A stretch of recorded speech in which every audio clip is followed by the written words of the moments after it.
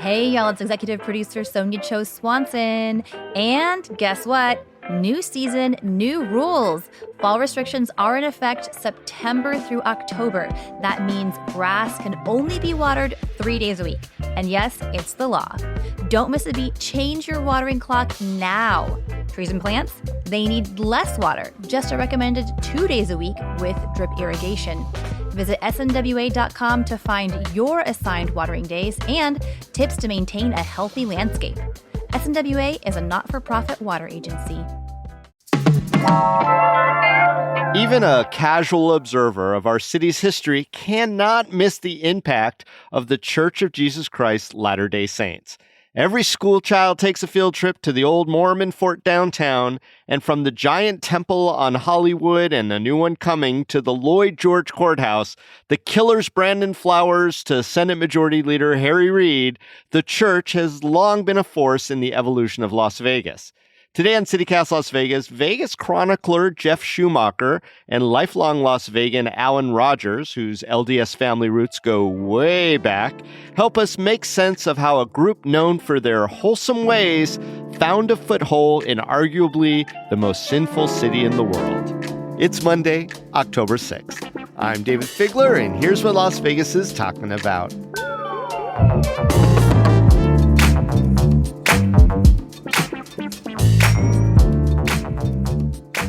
Hey everyone, before we get back into it, we've got executive producer Sonia Cho Swanson here with some updates from the Neighbors campaign.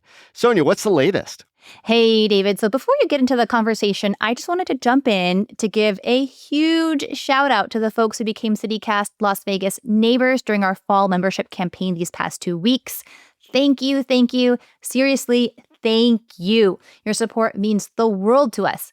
And we cannot wait to meet you at an upcoming member event. We're actually sending out our next invite tomorrow to an event, a tacos and loteria game night. It's going to be super fun. And, our membership campaign officially wrapped on Friday, but here's the update. Here's the truth. We are so close to hitting our goals. In fact, if 10 of you listening joined right now, just 10, we'd meet our goal and all y'all can get back to your regularly scheduled programming. We're not saying we're going to keep pitching until we reach our goal, but, we kind of are saying that. And really, in a time when our world is more polarized and divided than ever, the local matters that we cover every day are incredibly important. Whether that's like a national issue that's affecting our friends and neighbors, like the federal shutdown, or the hyper-local things that only true Las Vegans can understand, we strive every day to give our audience the tools to be better citizens and neighbors by helping you understand the issues you can affect right here in Las Vegas.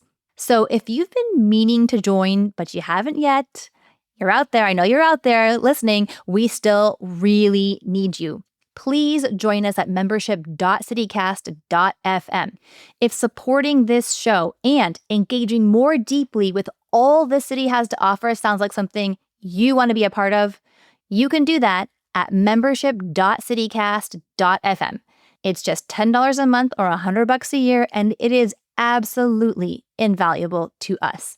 And by the way, that tote bag, oh yes, you're still going to get it. We'll send you a CityCast Las Vegas Neighbors tote as a thank you gift if you join today at membership.citycast.fm.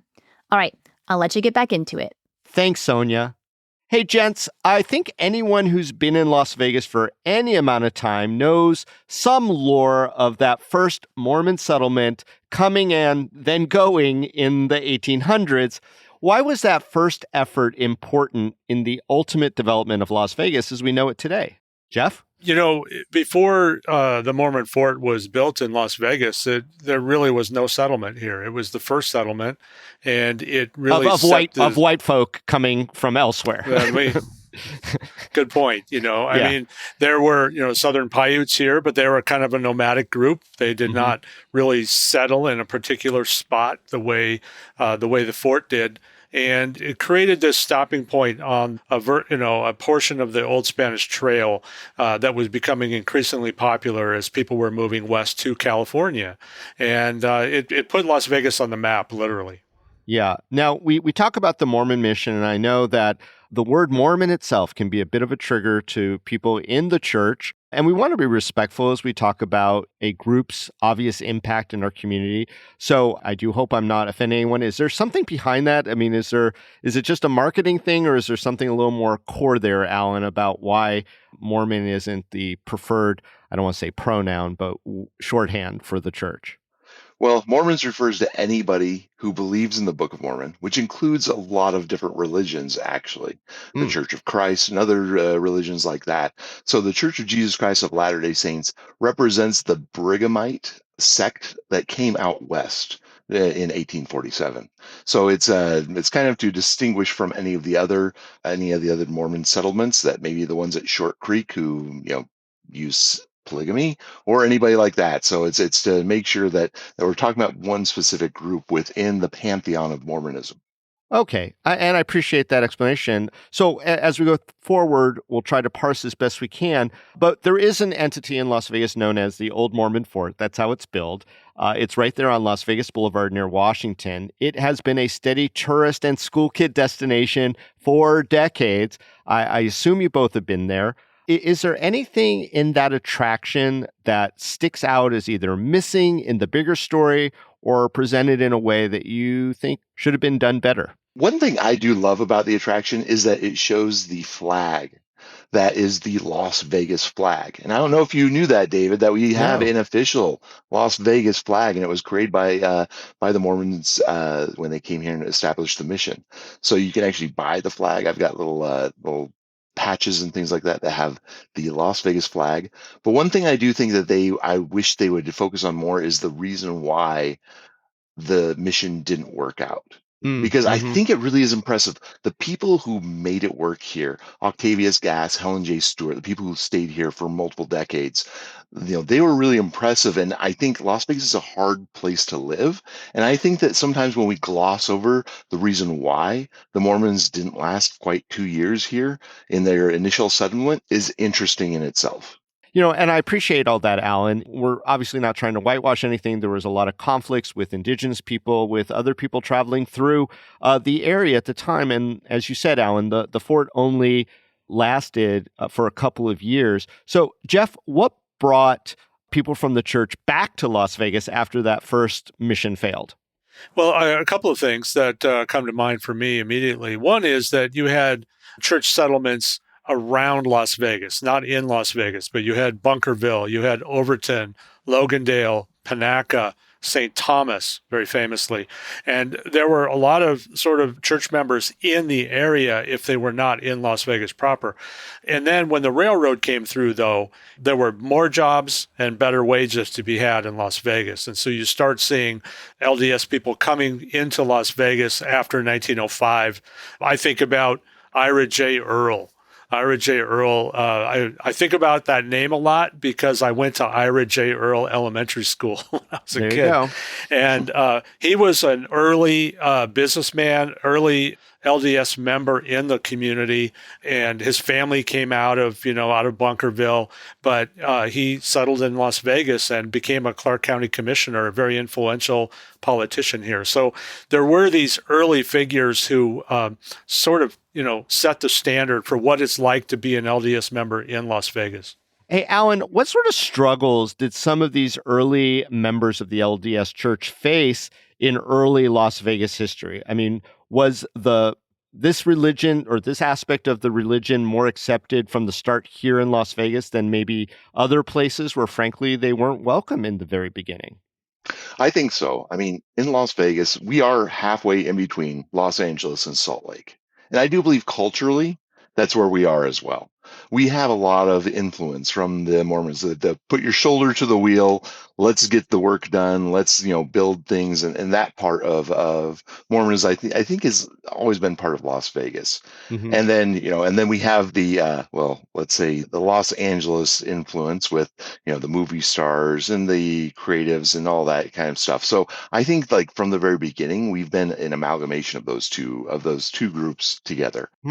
So as Las Vegas grew, I'd imagine so did the population of LDS folks in Las Vegas. When did Las Vegas become one of the major residential destinations outside of Utah for Mormon folks, Geoff? Well, I think, the appeal of Las Vegas really took off in the 1940s.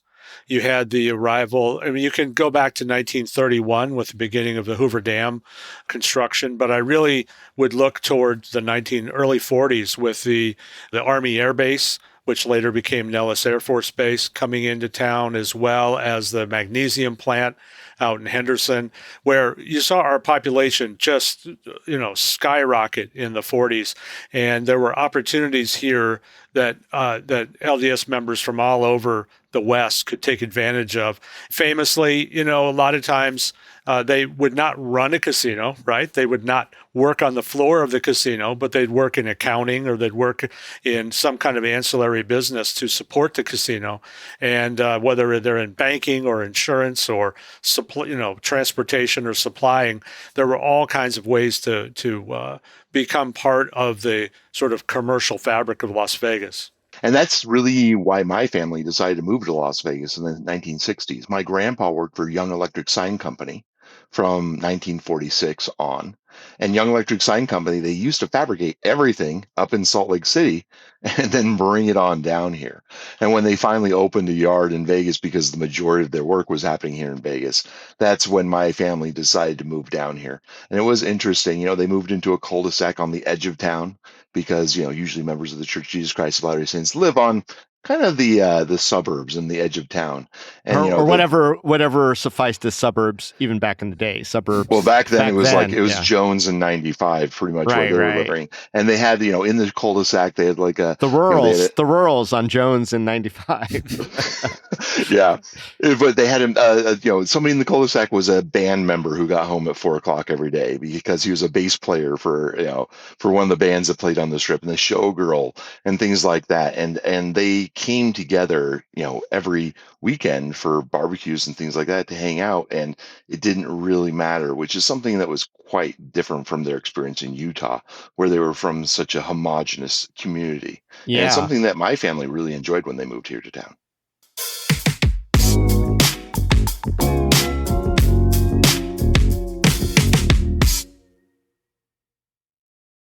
Hey y'all, producer Layla Mohammed here. Expect a haunting good time at the 12th annual Halloween at Opportunity Village's Magical Forest. The outdoor, all-ages theme park is open throughout October. Admission includes rides, the Magical Forest Cemetery Walk, the Forest Express train, nightly entertainment, and trick-or-treat stations.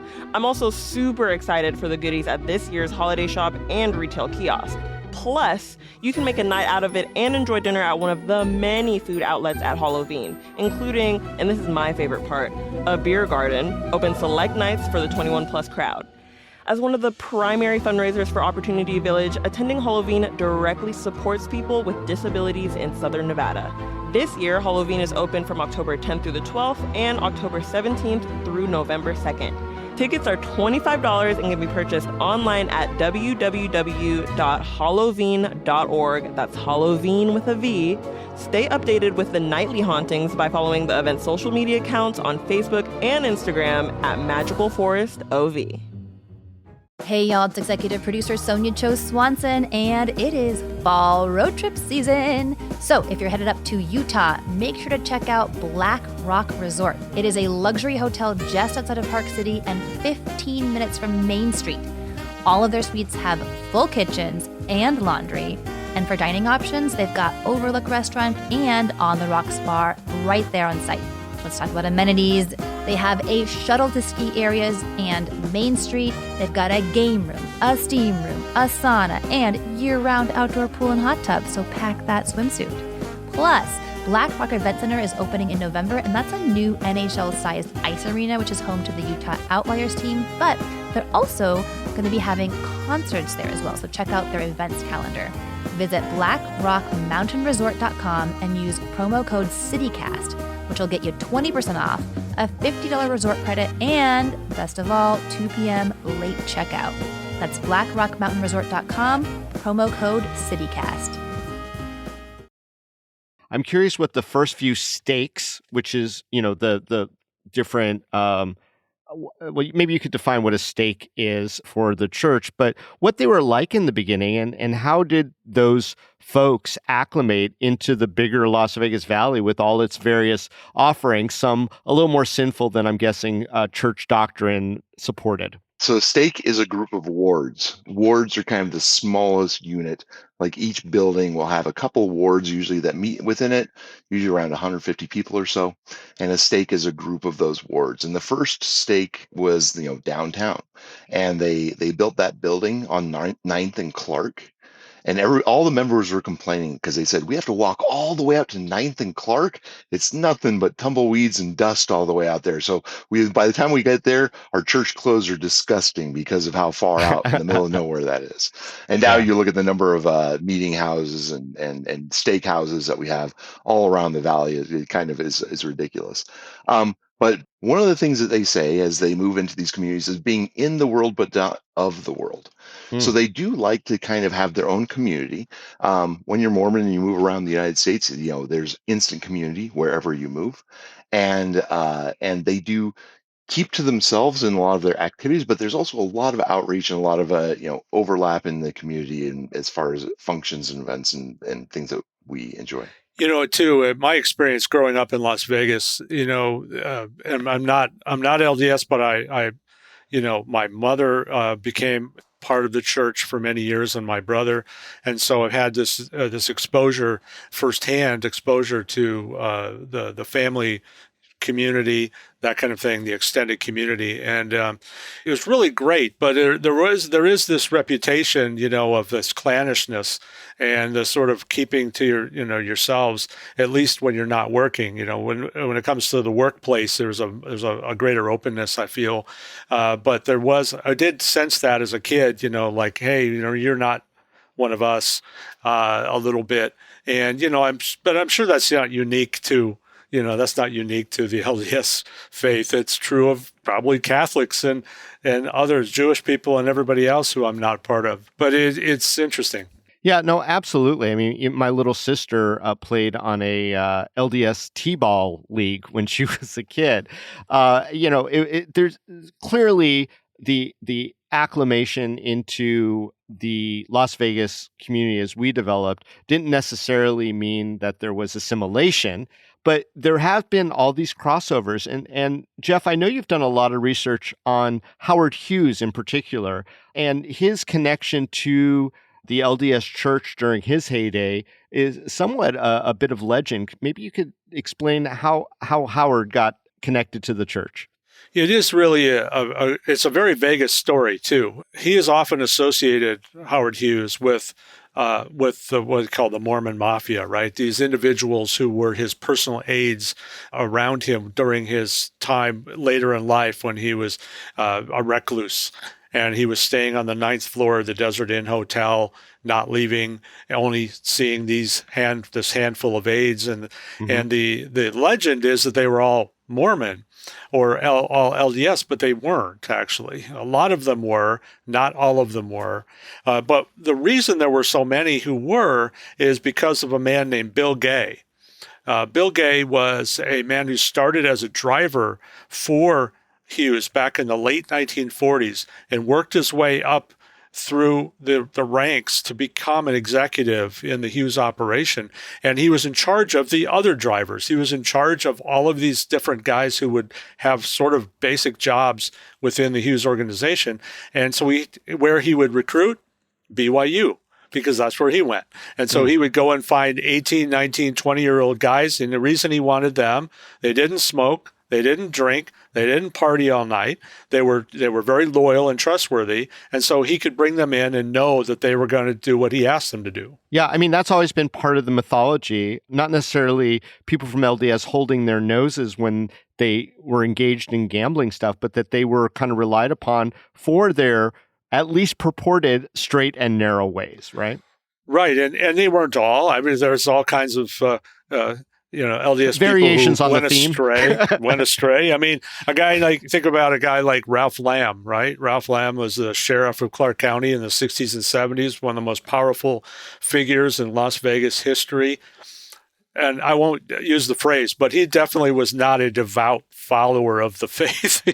He was born into it. He was part of it, but he wasn't, he didn't really buy into everything in the way he acted. As I understand, he turned it on when he needed to, but for the most part, he lived his life the way he wanted to live his life. Correct. And another example of that would be a guy named Perry Thomas. Perry Thomas, hugely influential banker here, helped bankroll Steve Wynn. He interacted with the mob on a regular basis, but LDS, and very much part of it coming out of Utah, out of Salt Lake to come to Vegas and build the casino community here. Yeah. So once Las Vegas did sort of become the modern, large-ish city that we have all grown accustomed to, what, Allan, do you think was the main influence of the LDS folks here on the shaping of Las Vegas as the modern city we know? I think that we had a lot of influence on the way laws were passed, legislation that happened throughout the state and specifically in Southern Nevada. Part of Mormon doctrine is actually the ability to make your own choices, even if those choices we consider to be a sin. It is everybody's responsibility and everybody's right to be able to choose for themselves whether or not they are they are following the commandments. And I think that you see that there's a little bit, and it's interesting to see the contrast between the blue laws in Utah, where up till about 10 years ago you had to join the club to drink, and they have to prepare the drinks behind a curtain because you can't watch them prepare the sinful alcohol. And in Las Vegas, where we have no laws that regulate that, because really a lot of the people who were LDS at the time and helping to change that or to create legislation, they did not think that was the right way to do it, is to force people to live those laws. Speaking of laws, I mean, very famously, the Mormon Church itself, the LDS Church out of Utah, was part of the campaign against same-sex marriage here in Las Vegas. I mean, it does seem like it's hard to get a take on when they influence things one way or kind of stand down on other things. How do you make sense of it all, Geoff? Well, that's a good point, David. I do think that, a lot of times you don't see. That was a rare case, I think, where you saw the church really try to exert itself politically in Las Vegas, and as the church, not the individuals within it, but the church itself exerting its influence. That doesn't happen too often. As Allan pointed out, there's a lot of freedom to do it or not do it. But I do think what you see with the church in Las Vegas, with church members in Las Vegas, is a whole sense of building. I feel that's the word I would use.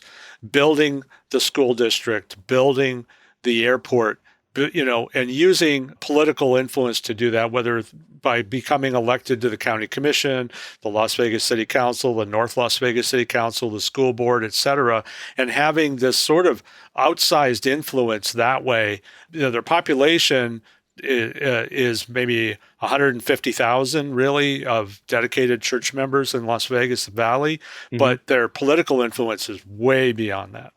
Yeah, and the cultural influence too. I mean, Allan, I know you have lots of stories that you've gathered. This is kind of your hobby, is gathering stories about the way that, members of the church kind of take a look at Las Vegas.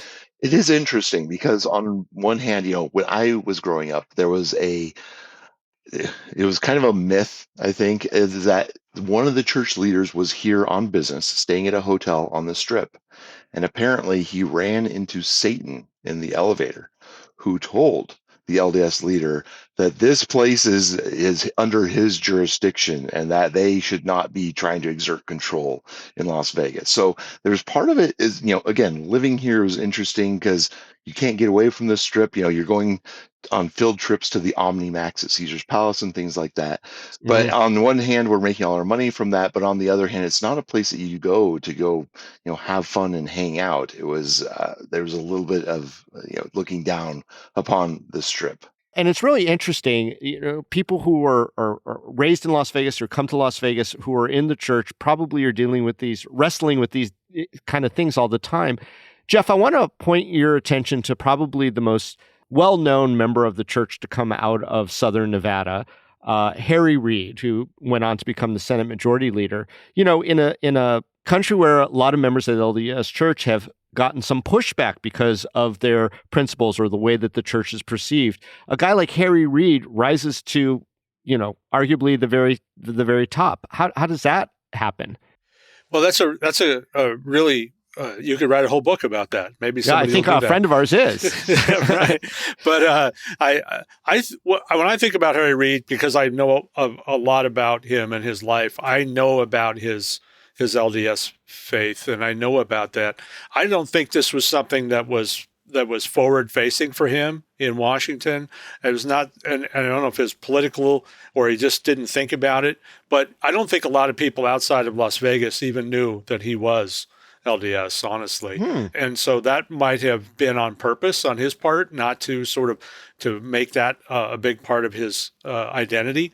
That said, he was not a sort of a party guy in Las Vegas, right? I mean, he was a straight and narrow kind of guy, no nonsense person. And so he probably lived the faith better than a lot of people did, even if he had these political beliefs that didn't jibe with everybody within the church. And so, he lived it, he walked it, right? I think that, people are surprised to find when, polling gets done, I think there's an assumption that all, if not most, people who affiliate with the LDS Church are self-styled conservatives or Republicans, and that's not always the case, right? I mean, you do have people like Harry Reid. You have people who are a little bit more, I don't know, what would you say, Allan, if not conservative Republican? I would say that the doctrine of the Church of Jesus Christ of Latter-day Saints doesn't really have any conflicts with the Democratic Party or the left. And I think that Harry Reid was able to really live his religion and vote his religion in a way that kind of surprised people because it wasn't very conservative. He did support progressive policies, but there's plenty of doctrine within the LDS religion to support that, and he was proud of that, and he was always very firm in his convictions. Well, this brings me to the last question, fellas. I mean, what do you think the lasting impact and influence of the LDS Church will be as we look back on the late 20th century and towards the first half of the 21st century?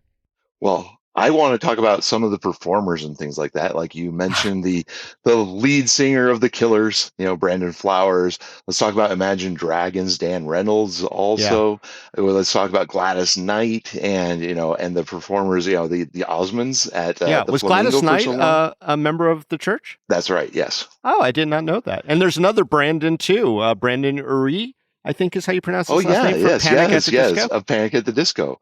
So, so in a lot of ways, those creative ways, the musical training that a lot of Mormons receive as when they're smaller, I believe that expresses itself in the way that we have created music and how we've influenced the nation. But I also think that the Mormons in Las Vegas, from puppy love to Mr. Brightside, I love it. But I also think that the Mormons will continue to create that kind of, what's the word? It's almost a contrast to the party, crazy, what happens here stays here, the attitude of Las Vegas. A lot of the LDS people are the builders. They're the ones who run the construction companies. They're the ones who are the lawyers and things like that help to kind of create that sense of stability and community that Las Vegas has, as well as, as our party atmosphere. Just to add to what Allan's saying, I 100% agree that what I think the contribution of this church to the Las Vegas area is to create that opportunity, that opening for this place to be more than the Strip, to be more than just a place that people come to visit. It's a place to live. They're the building of neighborhoods, the building of parks, the building of just community. It's not that other faiths and other people who don't have faith haven't been part of that, but there's definitely definable evidence with all of the churches and the temple, and then the second temple coming into Las Vegas. There's a commitment that this church has made to Las Vegas. They could have said, 100 years ago, like, don't go to Las Vegas. No, we're not doing that, But they didn't do that. They said, no, let's make that place ours as best we can. And that's what's happened. Well, Allan and Geoff, I really appreciate you spending time with us here today on CityCast Las Vegas. Thank you. Thank you.